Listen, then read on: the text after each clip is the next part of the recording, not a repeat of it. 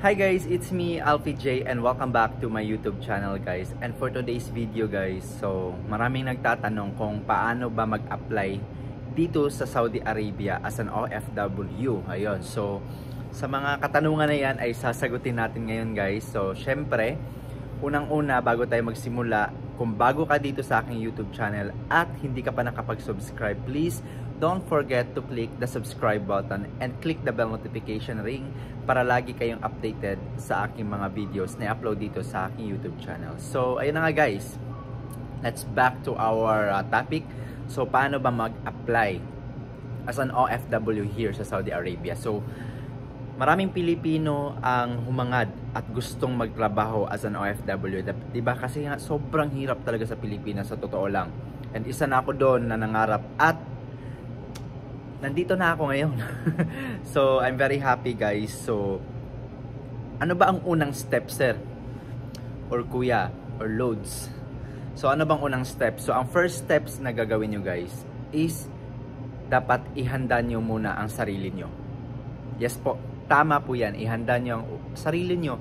Yun po ang pinakauna talaga kasi nga, kung nasa Pilipinas ka pa, masasabi mo, ay madali lang yan, madali lang magtrabaho as an OFW.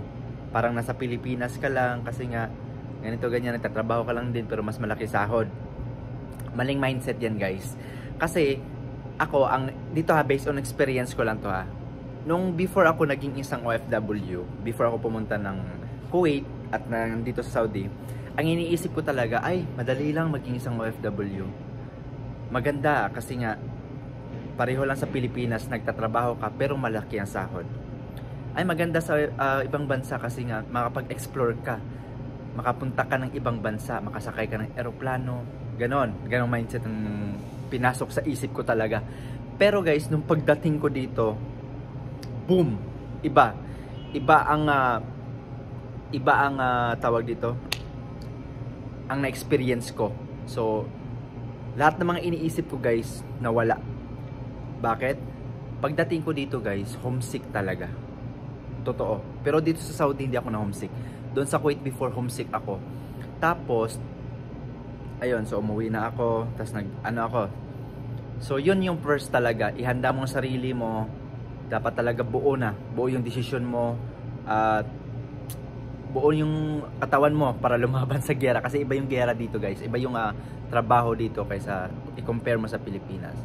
So pangalawa, ano bang next step sir? Nahanda ko na sarili ko. So ang next steps is maghanap ka ng agencies or recruitment agencies na legit. Ayun, so pwede kayong maghanap sa Job Street dyan sa Pilipinas or pwede din kayo maghanap sa mga Facebook, may mga page yan basta marunong lang kayong maghanap ng mga legit na page. At saka guys, kung dito kasi sa Saudi guys, kung mag-apply ka dyan sa Pilipinas, hindi ka agad hihingian ng pera. So, may mga agencies na walang placement fees, may mga agencies na libre lang, pero may mga agencies din na kayo na ang gagastos sa inyong medical. Diba? So, ayun na nga. Maghanap kayo tapos i-check nyo yung legitimacy nila, ano mga requirements nila. Dapat passport holder ka bago ka mag-apply. So kung wala ka pang passport, wag ka muna mag-apply guys kasi nga masasayang yung oras mo. So dapat kumuha ka muna ng passport. So ayun. So ano ba ang next step sir pagkatapos namin maghanap? So ayun, after maghanap, kung makita na kayo ng mga hirings, so sa mga yung fit talaga sa inyo, yung mga gusto nyo, yung kaya nyo, di ba? So mag-send lang kayo ng CV or resume. So pagkatapos niyan is mag-antay lang kayo ng mga ilang days or weeks, depende yan sa kanila kung urgent talaga. Kasi yung mga iba, pag mag-send ka na, agad tatawagan. Kasi sa case ko dito sa Saudi, nag-send ako ng resume today. After nag-reach out sila agad, di mo akalain, agad-agad silang nag-reach out. After an hour, nag-reach out sila agad, tumawag. Tapos kasi yung time na yon sa akin is may interview on that day sa pagpasa ko ng resume. Kaya naisalang ako agad. Pero ako naman, handa naman talaga ako kasi nga tawag dito, sanay na kasi ako may interview guys. Sobrang dami ko na talaga mga experience bago ako naging isang OFW. No? So, ayun na nga. Pagkatapos ay example, na-interview na kayo, ayun. So, pagkatapos na mag-interview ay mag-update yan sila kung nakapasa ka or hindi. Kung nakapasa ka naman guys, is mag-antay ka, bibigyan ka nila ng mga requirements, bibigyan ka nila ng steps kung ano ang susunod na gagawin. So, magpa-medical ka, magpasa ka ng inyong passport, ano pa yun, mga tawag dito, mga basic requirements, yun, passport, NBI, ano pa, certificate of employment, depende kung anong hiniin nila. So mga 2x2 pictures, passport size pictures, ganon. So pagkatapos diyan guys, mag-medical na kayo. So sa akin, ako ang gumastos ng medical. So depende yan sa agency nyo kung provided nila ang medical nyo guys. So medical fees. So pagkatapos niyan is kung makapasa kayo, fit to work na kayo, ay may inject na. Nakalimutan ko anong pangalan yung i-inject. Basta may inject niyan para fit to work ka na talaga sa pakapunta ka na ng ibang bansa or dito sa Saudi Arabia. Pagkatapos nun, ayun, so maging ready ka na. So, ano ba mga essentials na kailangan i-prepare? I-prepare natin bago tayo makapunta sa ibang bansa. So, mga essentials talaga guys is magdala talaga kayo ng pagkain sa bagahe nyo guys. Huwag kayong matakot magdala ng pagkain as long as hindi siya bawal, may halal. May halal yung yung nakasulat sa pagkain. Bawal talaga yung mga pork. Yung pork talaga yung bawal. Yun talagang at saka alak guys. So ayun na nga. Maghanap kayo ng mga agencies na legit na nag-o-urgent talaga sila guys para mas mabilis ang proseso. So good luck sa mga mag-a-apply. Sana po ay mag-ingat kayo, magdasal kayo.